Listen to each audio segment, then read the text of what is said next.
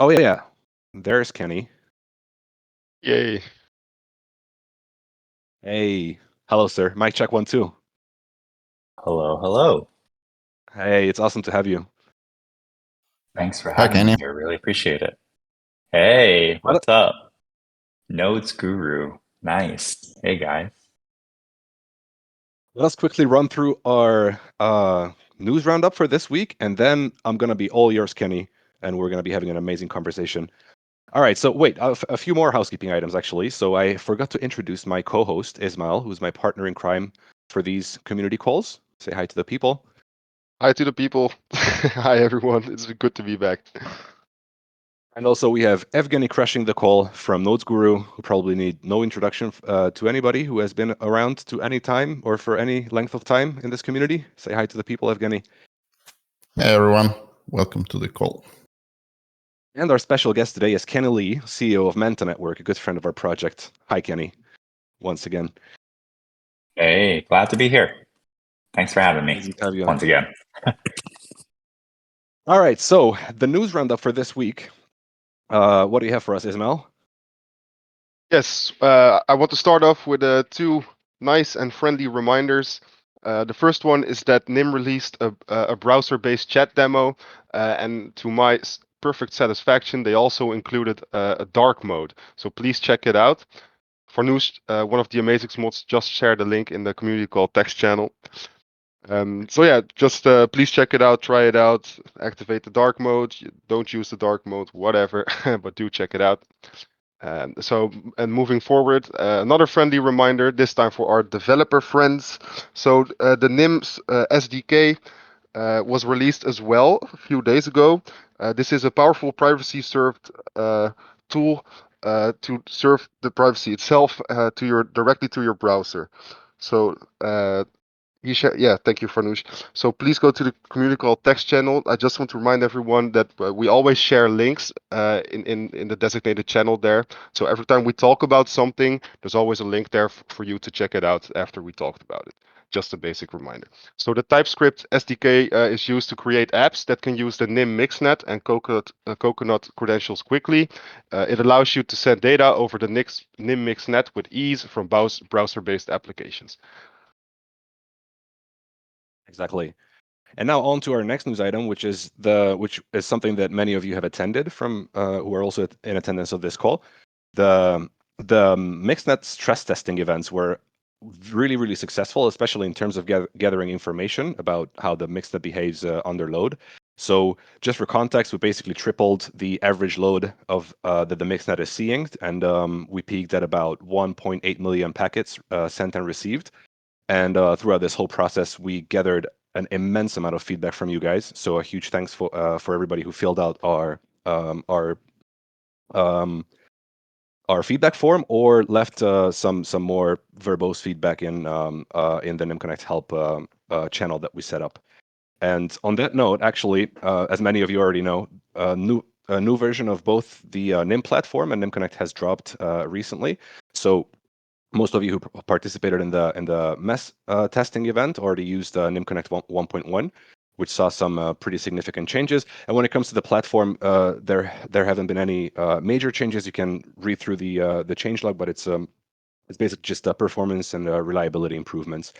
And when it comes to NIM Connect, just once again, I just talked before this community call with our head of product, Jess, and a lot of your feedback was turned into this nice little summary that I created.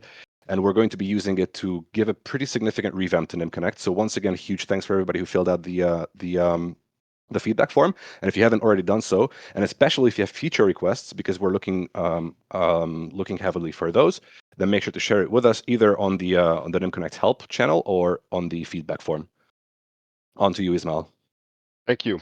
So NIM CEO Harry Halpin and Special Advisor Andres Arauz, if I pronounced that correctly, they spoke at the United Nations Internet Governance Forum. So they were not just by themselves, they also were joined by Open Knowledge Foundation CEO Renata Avia, and they discussed mass financial surveillance, blockchain, and also who controls the actual data of money and standards. So the recording has been uploaded, and the link has been shared in the text channel. as well. So please do take the time to check it out after the call. Moving forward, I have a nice one. So unless you've been living under a rock, which I'm sure none of you do, the NIM token has finally gone live on the BNB chain. So this is with a major thanks to the amazing C bridge from our partner Seller Network. So if you want to bridge to BSC, the Binance Smart Chain, please use the following tutorial to do so. It has been linked in the chat as well. On to you, Simon. Well, before we move on to our discussion with Kenny, I would like to apologize to anybody who is living under a rock. Ismail didn't want to be didn't want to offend anybody, right, Ismail? Exactly. And now on to our very special guest. So Kenny's here with us from Manta Network. Manta Network is a very close friend of our project, and also a co-founding member of UPA, our shared initiative. So probably a lot of people who are in this call need no introduction of Kenny because our communities, I would assume, have quite a decent amount of overlap. But still, for those who may not know you, please introduce yourself. Yeah. Hey, thanks for having me here. Just wanted to make a note that I am not offended because I am not living under a rock. And my name is Kenny. I'm one of the co-founders of Manta Network. And a little bit about, well, I guess first a little bit about Manta Network for those of you guys that don't know. So Manta Network is specifically focused on on-chain privacy. So block information, transaction information, shielding through zero knowledge proofs. And a little bit about myself. I'm Kenny. I've been an entrepreneur for a while now. I started my company, or my first company, in the cloud computing space, and since then have transitioned into AI and blockchain, and now I'm pretty knee deep in privacy. But yeah, happy to have this conversation and see what we can talk about today. By the way, I never knew this little a backstory of yours. I've never known that you've been an entrepreneur for so long. But how did the switch to privacy come along? How did that happen? Oh, Your yeah. focus So switching to privacy. So it's quite a few different chapters because it's not just privacy, but it's also like on-chain privacy, right? And so those two, on-chain and privacy, kind of converged into one thing for me. And the way that happened is it started with the on-chain stuff first. So I was running a cloud computing company, or I started a cloud computing company back in around 2011. And during that time, with cloud computing, you still have physical servers, and they have to be up 24/7, whether someone's using them or not.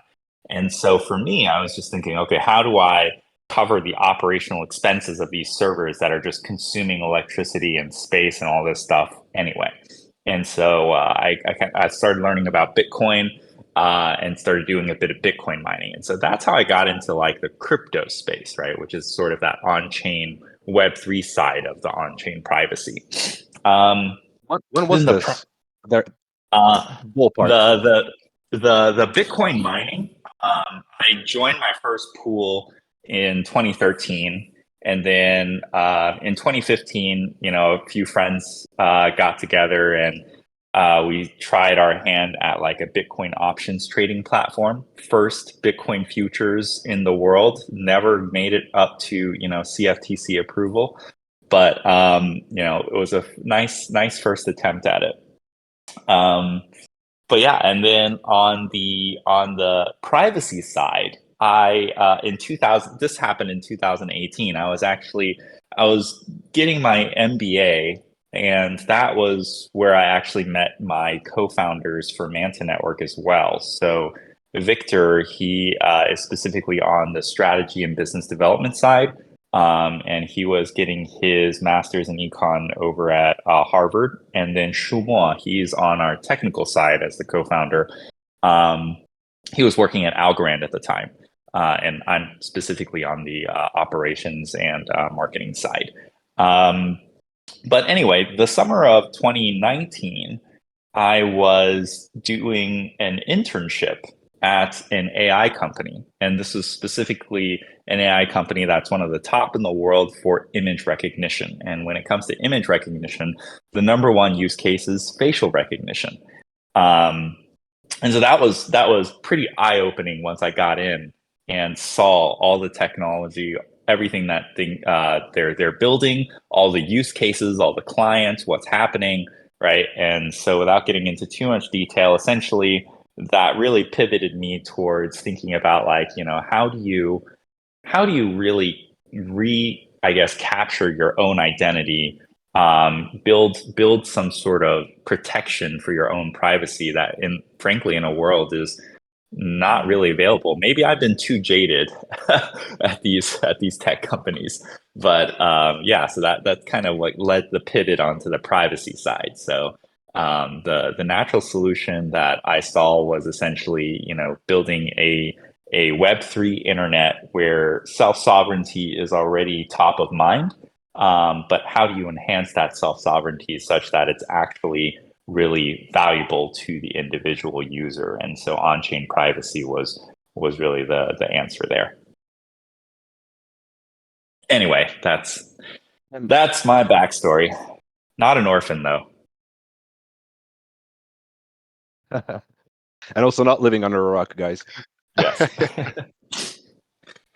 It's funny how in this little subspace that we have here, the privacy space, if you start poking around at anybody's history, then basically everybody had one of those eye-opening moments that you just described with working for a company that is developing AI for facial recognition, which must be pretty terrifying from the inside. I must imagine. Yeah, it's really, I think you highlight a really good point, right? Because like privacy, especially in like Web 2, it's not even really top of mind anymore, right? Like it's so hidden out behind all the other priorities, with user experience being the first. And honestly, the creators, application developers, legal compliance, user experience, all these sort of people that are building the experiences that you have on Web 2 know this, right? They know that you pursue convenience over your own privacy, and that's exactly why the cookies that you check, you can either click accept all, or you have to go through the whole motion of clicking through each individual one that you don't want to accept, right? Like I think like these are definitely intentional. Terms and conditions being long and confusing, yes, that's intentional as well, right? Because the whole value is to sign away that privacy, because a lot of these internet-based applications in the Web 2 space are monetizing that data, and that's how they survive, right? And whether that's a good or a bad thing, I'm not, that's a different debate. But the point is that like right now, it's specifically on not on the top of mind. So it does take these sort of really, I guess, concentrated incidents to open your eyes sometimes, right? I guess you can say that I was blue pilled, red pilled. I don't know which color is which, but yeah. I think it needs a new color, actually, and this what you're describing right now, this scary realization that actually it's not on top of mind. That's what I'm hearing from everybody who I talk to, who work at big tech companies. I mostly hear it as it's not even a consideration or something similar, which is pretty scary. But Jaya, our CSO, has just jumped on the call, so maybe Jaya, you also want to share your eye-opening moment when it comes to privacy? Hi, everyone. It's good to be here. And hi, Kenny. Really good to have you on board. Hey. My eye-opening moment, well, actually, like I kind of jumped on because I was listening to the conversation, and one of my favorite topics right now is to crack that nut that is, the kind of convenience excuse, right? And I think like in general, as a space that's building out the kind of, privacy as the default new wave of tech, I think it's kind of up to us to crack that nut wide open and make privacy something that is even more convenient than surveillance, right? So really to start kind of mapping out what are the possibilities that privacy affords to us. What is the kind of, moving away from this idea of privacy as something that is protective, something that is limiting, towards the idea of privacy as something that is full of possibilities that open up a kind of new way of engaging in the digital space. And I think, definitely like the self-sovereignty angle that you were talking about, Kenny, that's the kind of the main, the core of it. But I'm wondering like if we can take some steps further and thinking a little bit more of like, what is it that privacy really enables? What is it that it feels like? In what way can it feel empowering for the user instead of those kind of like, those cookie interfaces, right?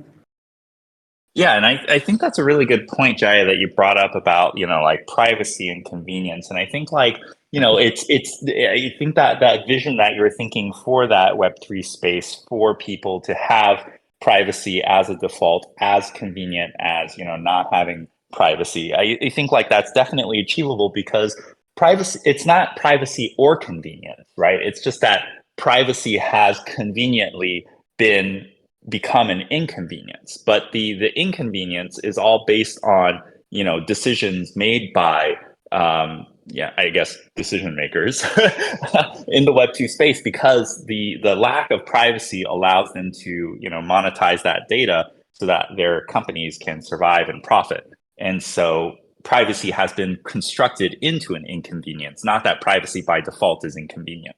Exactly. And if I'm allowed to put on like my slightly more kind of philosophical hat, my academic background is looking at concepts of power in relation to technology. And so like when you were just saying, Kennedy, remind me of like the idea of it was something that I think Alexander Galloway puts very nicely. He's written about how power operates in decentralized systems. And there is a kind of there's a way of thinking about power that is like very direct, but then there's an indirect way that power operates through infrastructural design, right? And that's exactly how convenience gets constructed, right? It's like you can shape landscapes, you can literally design landscapes and architecture that make certain ways of being and certain ways of doing things easier rather than others, right? And so, Alexander Galloway takes the example of the speed bump versus the speed camera. And so the speed camera is how we might normally understand power to operate, as this kind of like direct top-down authoritarian approach, where it's like, you speed, then you get, there's surveillance, you get a kind of speeding ticket, and then you have the police to enforce the fact that you pay for that speeding ticket. But there's another type of power, which is like exactly the protocological, the infrastructural power, which is like, how do you design spaces, right? And there, you can design a road with a speed bump where, you make it kind of, sorry, that's my studio mate that is, hang on, give me 1 second. Yeah, I think, Jaya, while you're... Oh, sorry, go ahead. Sorry, Doug, yeah.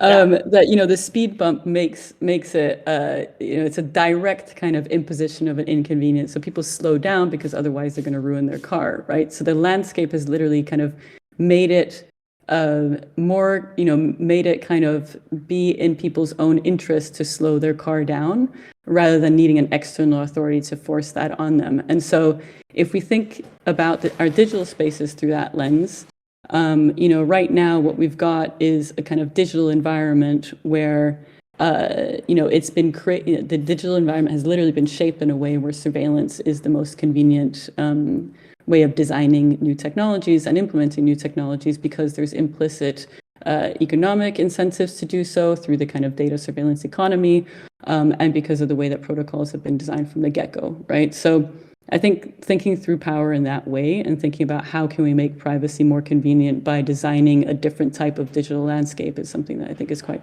fascinating. Yeah, 100% agree. Convenience. Yeah. Go ahead. Convenience is absolutely huge in everything we do. So everybody always ends up, whether you like to admit it or not, going towards the path of least resistance, right? So I think this leads us really, and many other things that you guys touched on, leads us really nice and well into UPA territory. So whichever of you want to start, I don't mind, but let's talk a little bit about UPA and what our goal is with this shared initiative. Kenny, please speak. You're our guest today, and I've already spoken too much. Go ahead. Hey, it's not about quantity, it's about quality, and I think that the quality is definitely there. So I'd love to hear more. But I can start off on the UPA side.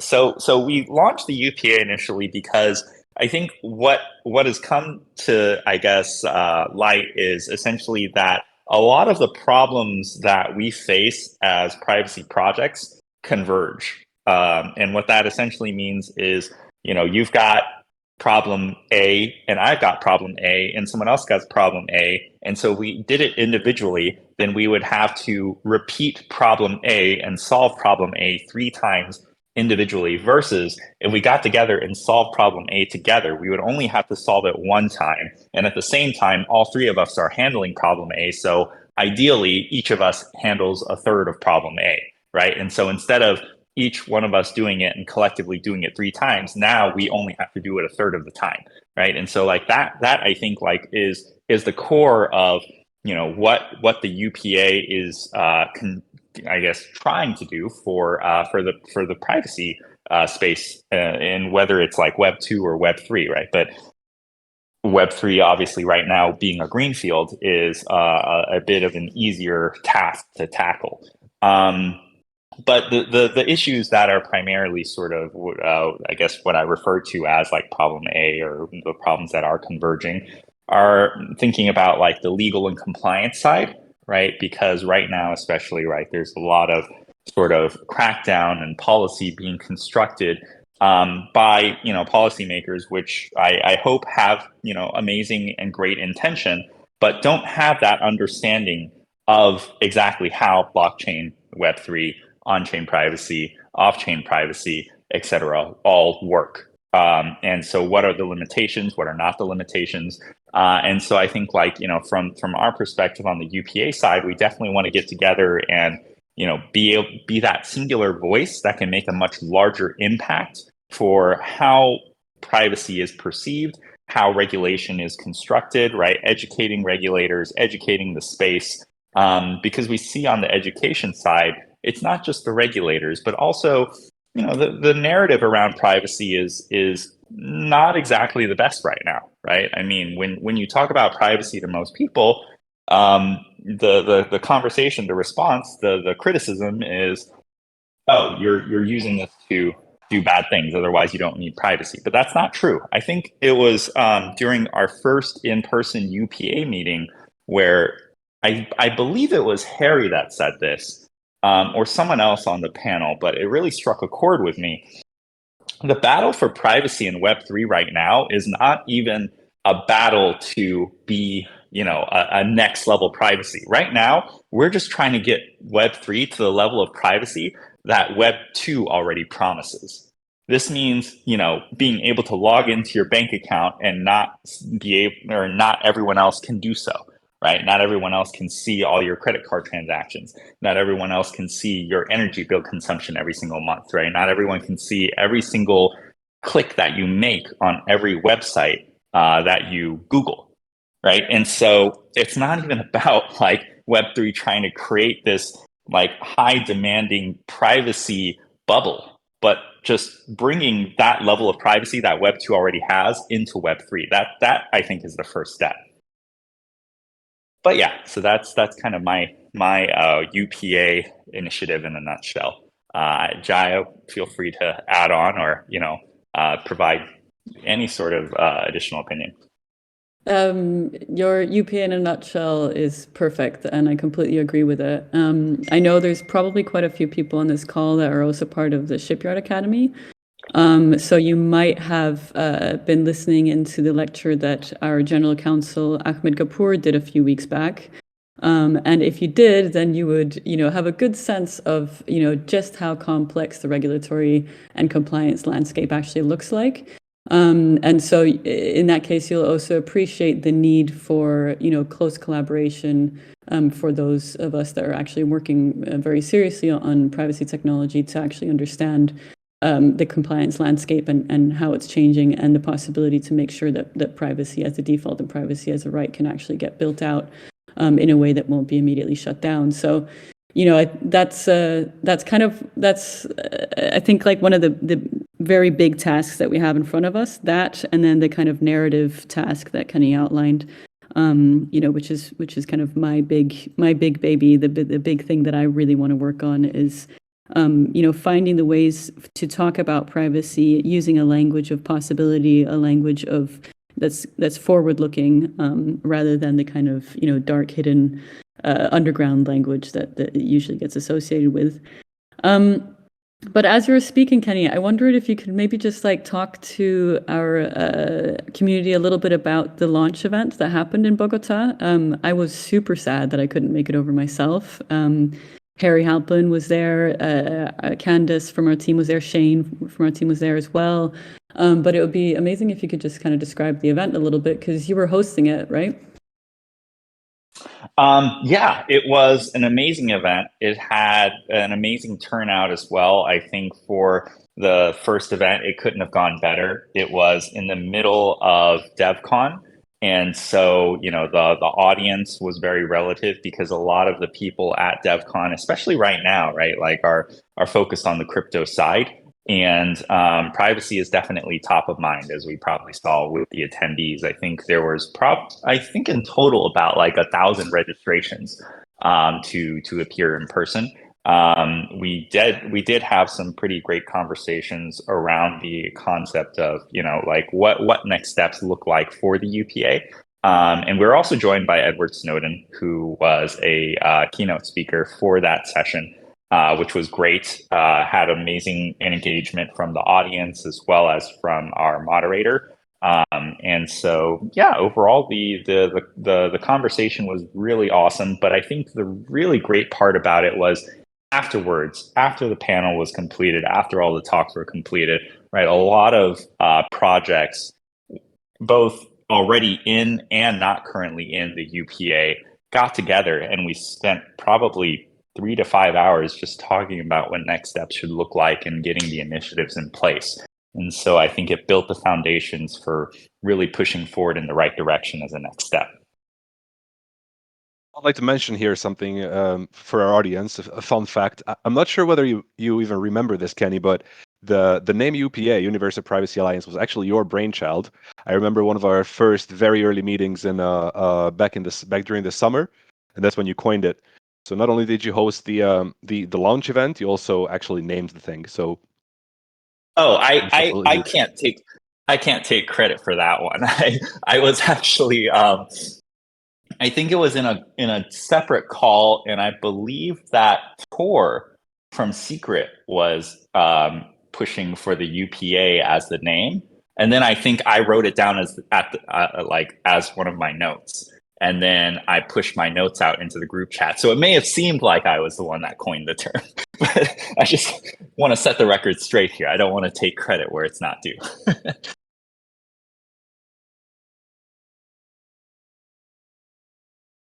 Sorry, guys, my connection is a little patchy. I'm not sure whether someone's speaking or not. Nope, not right now, but just to say, I put a link to the recording from the launch event in the chat in case anyone's interested. Great, thank you, Jaya. Another question, because just recently you mentioned, Kenny, next steps. So this question is both to you and Jaya. What are the next steps when it comes to UPA? Where do we go from here? Yeah, I think that I guess I can kind of start here. So with the UPA, I think right now we're very closely monitoring a lot of the sort of conversation around on-chain privacy. I think most recently, right, the next sort of chapter unfolded with the Tornado Cash incident, and it seems like there's a lot more pressure than before, and regulators are really thinking more about not just privacy, but the crypto space in general. And this is a side effect of not just Tornado Cash, but also bigger incidents such as FTX. And so definitely monitoring the space very closely is a top priority. Thinking about what sort of events to also attend as well, because part of the whole purpose of, or the whole goal of education is to actually go out and educate and talk about these things and put it on the top of mind for people that are the developers, the future for Web3. And so thinking about which sort of events and planning for those events and having different speaking sessions We do have, a lot of conversations around, the events more on the regulator side. And so we're thinking not just about a broader crypto audience, but also, how do we push that narrative and get in front of the right people who are also decision makers for, entire countries. So yeah, those are some of the sort of initiatives that we're working on right now. Yeah, it's a kind of funny time. I mean, so how to put this? Europe, European regulators are, famously with the GDPR and so on and so forth, kind of very much at the forefront of putting privacy at the core of digital rights. But the European space has a lot of kind of contradictions, and I think like that's definitely one area where UPA is thinking to work a little bit more kind of consistently, is understanding the kind of European regulatory landscape and the contradictions that are happening there. Because it is so kind of key in shaping regulatory debates elsewhere when it comes to the right to privacy, right? So that's definitely something that we're looking into as well right now. And then there's like, I think if we're completely honest, I think the UPA needs to figure out a little bit, like both on the regulatory but also on the policy side, what our key priorities are, because there's, we're an alliance of, privacy projects across the entire stack, and which means that there's a lot of areas that we could potentially intervene, right? So one area that, I think it was mentioned earlier in the community call that Andres Arauz and Harry Halpin and Renata Villa were at the IGF earlier this week to call for a shift in which agency is creating the technical standards, the design standards for CBDCs, right? So CBDCs is like, obviously a big topic at the minute, and where privacy is like going to be like definitely one of the big kind of front lines in the shaping of the standards of CBDCs. And so it's like working out what, whether that's like, going to be a priority for UPA across the board, or what kind of standards debates we want to kind of engage with. So there's the regulatory side, there's the policy side, and I think there's quite a bit for us to work out internally in terms of the membership of how we want to engage with some of these like bigger debates and make sure that we're part of the conversation of shaping what the future of standards and what the future of regulation looks like. I want to ask a question. You mentioned, Jayad, CBDCs, and you called it a big topic. Now, yeah, it is definitely a big topic for you and I and Kenny, and probably for quite a few people on this call, and also probably for the crypto space in general. But I was shocked to realize throughout this year when I started having conversations with quote unquote normies about CBDCs that nobody, and I mean nobody, actually even knows about them.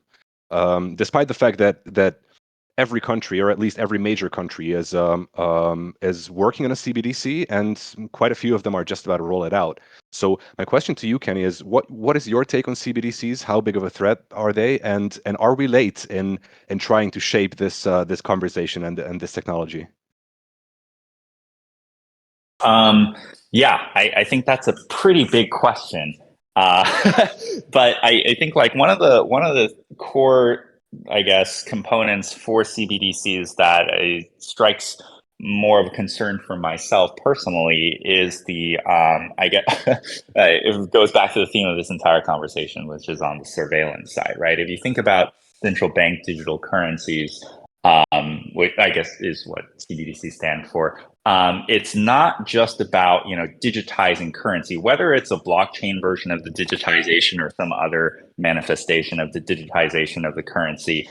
Digital currency isn't something that is new, right? I mean, you see digital currencies everywhere, right? You've got digital currencies in video games where you purchase credits and then you use credits to purchase skins or stuff. And then you've got, quote unquote, digital currencies when you swipe a credit card, right? Because a lot of that, it's not like the bank is actually sending money directly to, Walmart or something. When you purchase something from Walmart or Amazon, the bank just updates its database, right, in a digital format. But I think the real big difference here is that the CB in front of the DC, right? Now it's a central bank digital currency. Before, despite the lack of privacy when you swipe a credit card because the credit card company knows your information. That's one thing, right? But when the central bank, which is a lot closer to the government than Visa is, now has your information, right? Like what sort of potential next steps could they take with that, right? And so I think that threat component being so closely tied with other threat components when it comes to privacy is the really big concern for CBDCs, at least from my perspective. And it's not just about what they can do with your data, and it should be your concern, but also it gets into this whole big game theory in this next, I guess, evolution of how governments play with control, right? Before, a long time ago, I guess you can call it governments, they play with control with swords and shields. You don't listen to me, I'm going to come and slice your village or something. And then it became, okay, if you don't listen to me, I'm going to point guns or nuclear warheads at you, right? It continues to evolve, and then it evolves into a little bit more complex things, such as if you don't listen to me, or I'm going to give you money and loan you money as a country, and the more I loan you, the more you're in debt to me, and so now this is how you listen to me, right? But with CBDCs, that plays into a next evolution of exactly how governments, countries can control one another, because a central bank digital currency, let's say, for example, I take a digital currency and I start spreading it across the economy of another nation. And now every single transaction of that digital currency and in that other nation is also actively monitored by the originating nation, right? Like that, it's a whole nother level of sort of control on that more macro perspective. So yeah, ultimately it goes back to surveillance, but the side effects and the real concerns for me are, what can you really do with that surveillance? And I think it's extremely powerful, and it can be very easily abused. I completely agree. But I think there's an additional twist to this story, which is, to look at what other dynamics are happening these days too, which is the kind of general shift from cash to digital currencies more generally. And as Kenny observed, digital currencies include your Visa transaction, right? So if we think of central bank digital currencies being digital money that's controlled directly by the government, which includes the fact that they can roll out kind of new types of monetary policies or other kinds of economic measures on an immediate, instantaneously executable, am I using the right word? In an immediately executive fashion, meaning the kind of the quality of code is the fact that you don't just build something that represents something, you build something that does something. And so you can create digital money that just goes ahead and executes policy immediately and directly. These are kind of qualities and characteristics of central bank digital currencies. But then in the meantime, we do also have other digital currencies, which at the moment are owned by private banks, right? Private banks and payment services. And so I think what's interesting about CBDCs, I don't only see a dystopia here, I also see a weird total cracking open of, the existing global payments layer that can open up for new potential possibilities as well, all depending on, who actually runs the central bank to begin with, right? Who makes the decisions.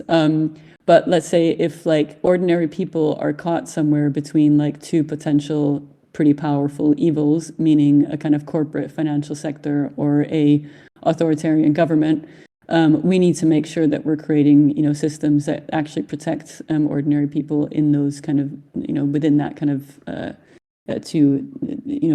those two potential evils in a sense. So I think getting involved in the shaping of the standards and getting involved in the shaping of technologies that ensure privacy in the face of this type of future, I think is actually super important.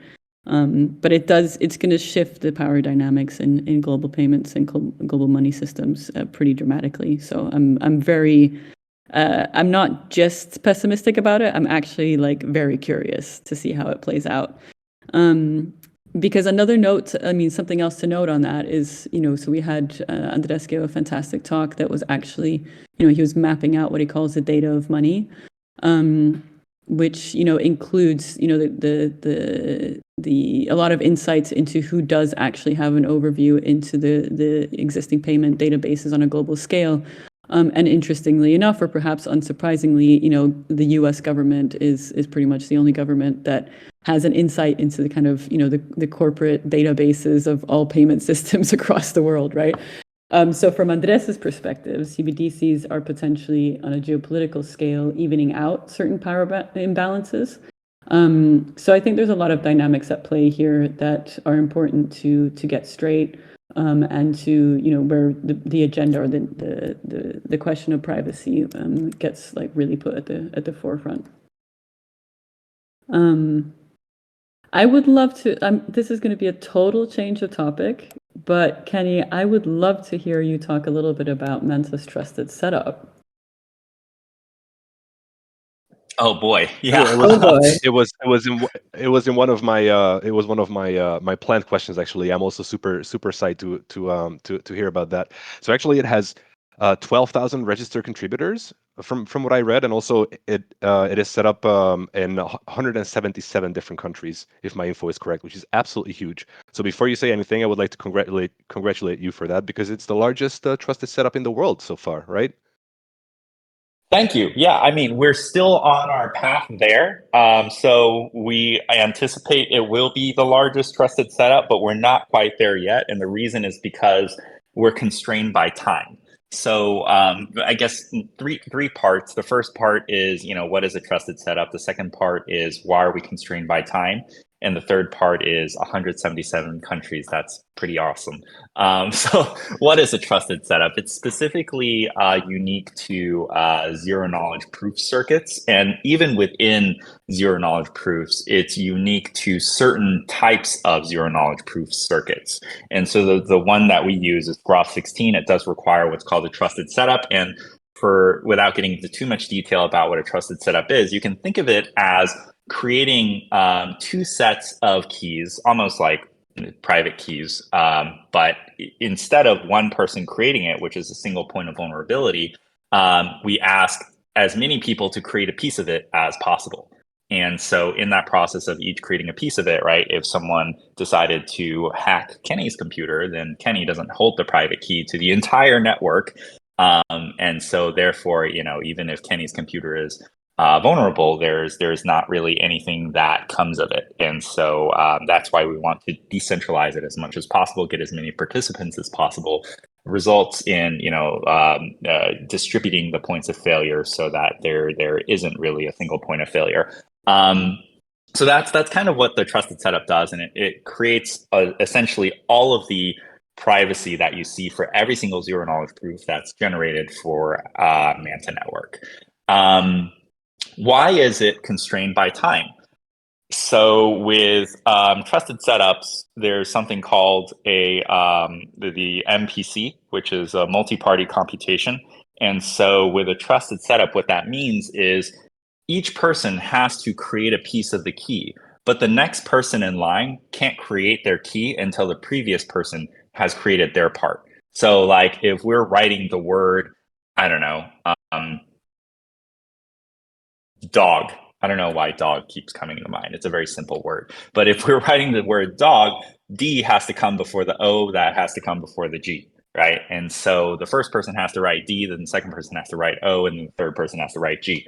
If the second person writes O before the first person writes D, then now it's ODG, right? So it doesn't really work that way. And so each person has to do their part individually and sequentially to write out the word dog. And this one is analogous to the trusted setup keys that we're generating.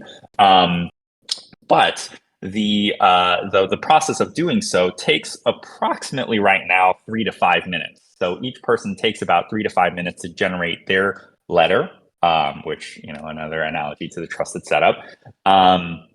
And then the next person begins. And so if you think about that 3 to 5 minutes, and then you think about like the number of people that are participating, that quickly adds up. Right now, based on all the people that are in line to contribute to the trusted setup, which I think it's about 3,000 to 4,000 people that are in line waiting versus the people that have already contributed, our trusted setup is slated to end around December 16th. So 14 days from now or 2 weeks from now. That's 2 weeks worth of people waiting in line. So that's very impressive, very noble, and honestly, it's just I think the entire team is just humbled by all that commitment from the community. And talking about the community, right? The 177 countries, Sudo, that you mentioned is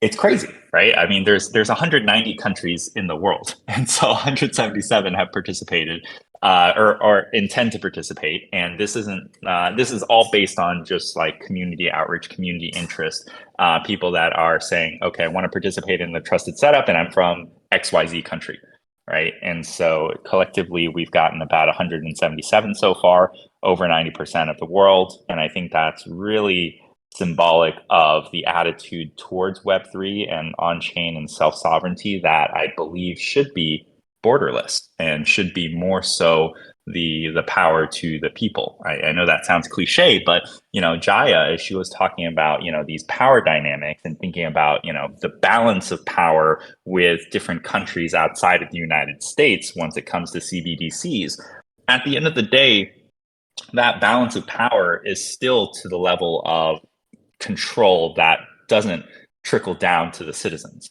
right? And if anything, it doesn't really make a positive, or sorry, maybe I'm jumping the gun here. I can't say positive or negative, but the impact to the everyday citizens, the individuals, you and me, right? Like it's still outside of our control. And so I think like having this sort of representation indicates that, there is that level of control on your data, on your identity, on your privacy that people really are looking for. And I really hope that that's the sort of path that Web3 is taking. And I think like projects like NIM, Manta Network, right, other projects in the UPA and even outside of the UPA, we're definitely trying to work towards that vision. Absolutely. So I would love for you to go into that a little bit more because, okay, a trusted setup, this is a highly technical process, right? And here we have, thousands of people from all over the world who are, keen to join in and keen to kind of help out. Where do you think that comes from? I mean, what is the kind of feeling that you get from the community? Is it that people just want to be part of something bigger, that they believe in the vision? Where do you see the interest coming from?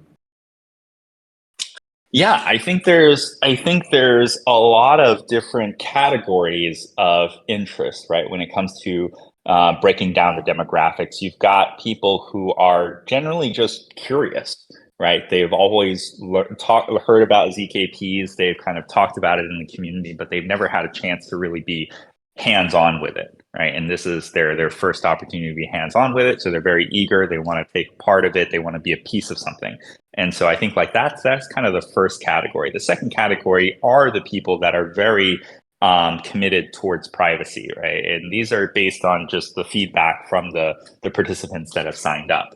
And then the third category, I would say, are people definitely who are not as interested on the privacy side, not even that interested on the ZKP side, but they think that, like being part of that community could be some sort of, reward for them in the future. And so that's, to be perfectly transparent, I think like there is a pretty large population of people who are in that third category. But, I think like regardless of, whether they're in that third category or not, right? I think that it's a good first step towards bringing them into the community and helping kind of shift that mindset into understanding exactly what the implications of these types of privacy technologies are and how that can be very important for the entire world moving forward. So yeah, those are essentially the three categories. Beautiful answer. How about, since cautious of time, how about moving on to community questions? We only have one so far. So guys, if you have any questions to Kenny or Jaya or myself, then please make sure to post it in the dedicated community call text channel, which is 3 channels above the stage that we're currently on.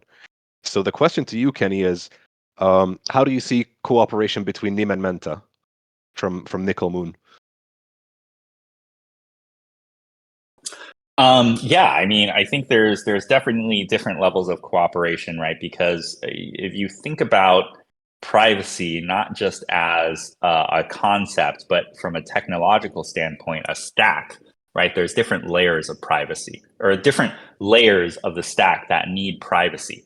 And I think we're definitely solving very different and complementary layers, right? And when it comes to thinking about I guess I'm not as technical on the NIM side, so I might be using these terms pretty poorly, and correct me if I'm wrong, but when you think about how you connect to the blockchain, right? Before you even make a transaction on the blockchain, you've got your ISP, you've got your, I don't know, all these things in between the ISP and the actual blockchain connection. Again, like NIM can definitely get into a lot more detail there. And so that definitely is a component of the whole privacy set that needs to be solved, right? And that's something that Manta Network doesn't do. We handle everything that gets written on chain, but all the metadata that gets collected before that, right? I think like that definitely needs to be solved too.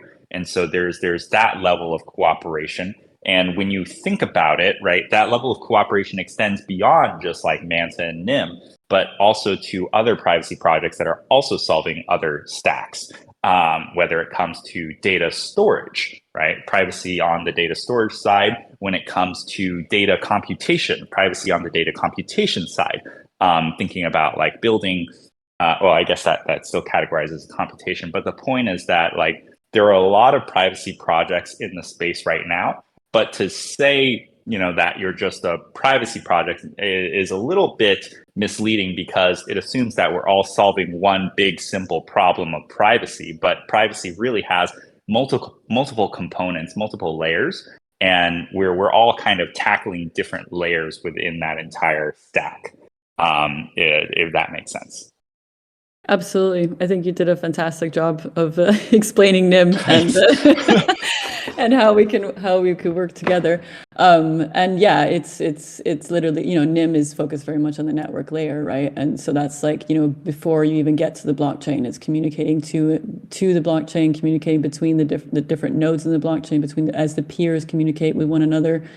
All that is network traffic, and the problem that NIM solves is not just encrypting that network traffic, but also shielding the patterns of communication, right? So, someone that's observing the whole network can see, can trace data packets going across that are of different sizes, can trace the timing of the data packets, and all of that creates a kind of fingerprint that makes it possible to de-anonymize and trace who's speaking to who, and often also for what purposes. So that's what NIM solves, is to kind of obscure the kind of patterns of communication, so that people can't be de-anonymized by people who are observing the entire network.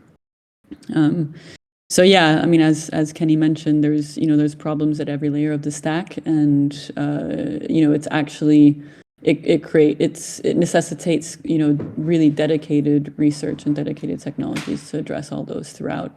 So that we can arrive at a point of having digital communications where privacy is the default. Moon, by the way, the asker of this question is a contributor of the Trusted Setup, Kenny, and I would like to also just point out how beautifully how you answered this question, with us not trying to solve this one big issue, but trying to solve multiple little pieces of it.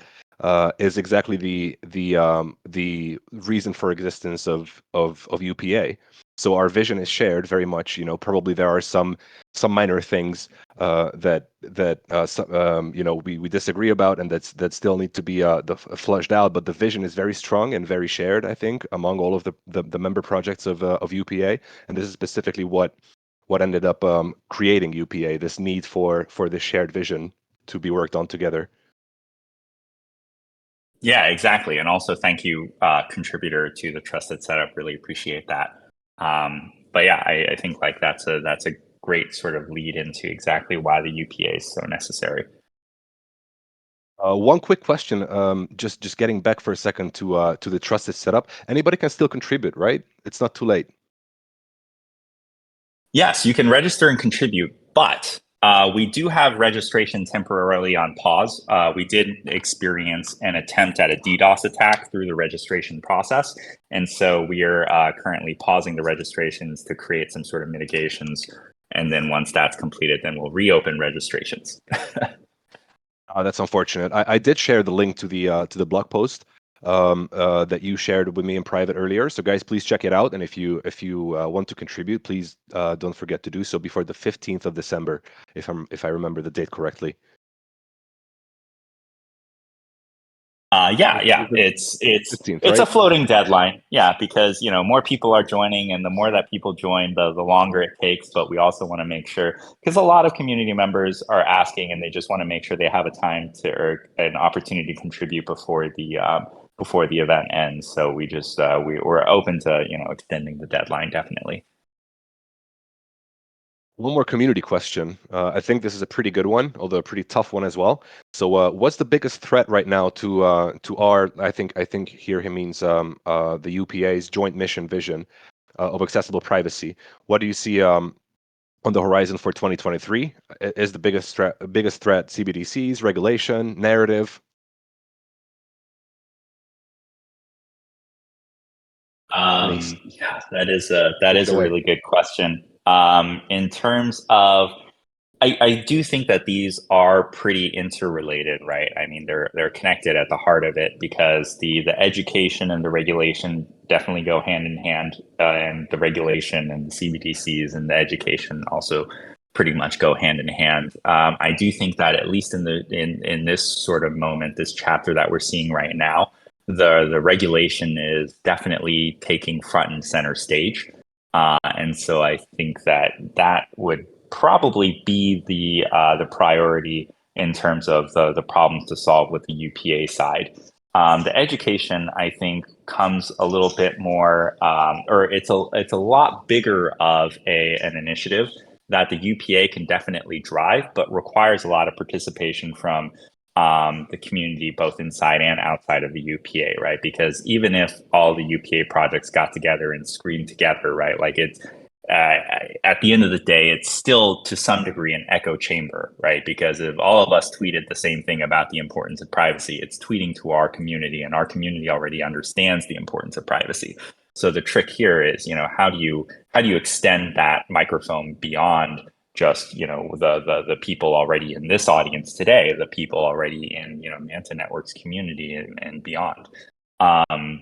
And so it is a different type of problem to tackle, but I do think like the narrative does take shape and becomes more powerful with every single day that passes by that privacy doesn't exist, because that's just another sort of opportunity to demonstrate exactly why it's important, because every single piece of data written to the blockchain is immutable, can't be erased, right? And one day you're going to be like, oh man, I really regret doing that transaction or buying that NFT or something. And then bam, privacy is top of mind. Completely agree with Kenny there. And I think the interconnectedness of these three different areas, I mean, regulation, narrative, and so on, is important to highlight, because regulators, and we do need to get out of our echo chamber, because regulators also read and are affected by newspaper headlines, right? The public mood and the public debate, and the way that, the way that I think about it is like shaping the kind of associations that people have on a kind of visceral and intuitive level, right? And that's what we need to attack. We need to get to a kind of a set of mimetics, a set of instant associations with the word privacy that looks different to what it does today, because that will implicitly affect, what regulators say in their debates and how they talk about things, and it will affect the headlines in newspapers and so on. So there's a lot to be done, I think, on the kind of narrative and wording side of things.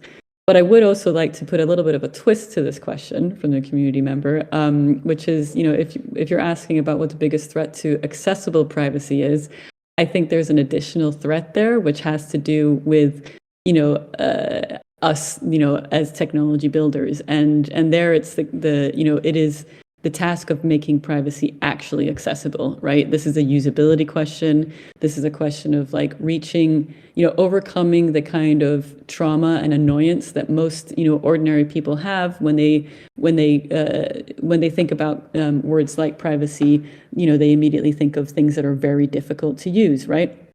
So that's a set of associations that we also need to change. And that's not just in the narrative, but really in the actual interface designs and the experience that people have of using various privacy preserving applications. Fully said. And on that note, I think we're out of time, ladies and gentlemen. Kenny, any closing thoughts on that? Yeah, I mean, every time Jaya says something, it just sparks so many things in my mind. And just one thing to kind of think about here is privacy and usability, right? Like right now, because we're kind of coming in at this sort of inflection point in Web3, right? There's already a lot of large networks projects building in this space, and they don't really have privacy by default, whether it's through like zero knowledge proofs or mixed nets or trusted execution environments or whatever else. It is a challenge. I agree on the usability side because we have to start thinking about how it can integrate. But another a thought here is what if this all came with the introduction of Bitcoin back in 2008? Right? Would Web3 look very different? I mean, it's not like Bitcoin has any better usability by default, right? Bitcoin itself is extremely intimidating to use even now. And not just Bitcoin, any single sort of wallet address interaction is pretty intimidating to use because just the action of transferring is scary, right? Whether you do it 100 times or 10 times or one time, you always have to check and double check your wallet addresses. And so the user experience overall is not really that amazing. And so, the question is, if these types of features and functionality to preserve self-sovereign privacy were introduced with Bitcoin, what would Web3 look like today, right? Would we really still reject the idea of privacy? Would it still be, only used for nefarious purposes, or would we be having a totally different conversation? And I think the answer is the latter. And so I think it does highlight that like privacy itself is not, a bad thing, but very much something that can be integral to the user experience in Web3. Privacy is normal, right? It's their beautiful motto. I absolutely love it. I think it encapsulates this whole conversation that we've just had. Privacy is normal. And folks, with that, I think I will let you all go. Kenny, huge thanks for coming on, man. Really, really happy to hear about your trusted setup, and I hope that it can hit even higher numbers than it currently has. So, and also I hope to have you back on at some point. Yeah, always happy to chat with you guys. I mean, NIM team is awesome. What you guys are building is awesome. Your philosophies, your ethos, everything about your project, I really respect. So definitely really appreciate you guys inviting me over to have the conversation. Thank you so much. Thanks, Kenny.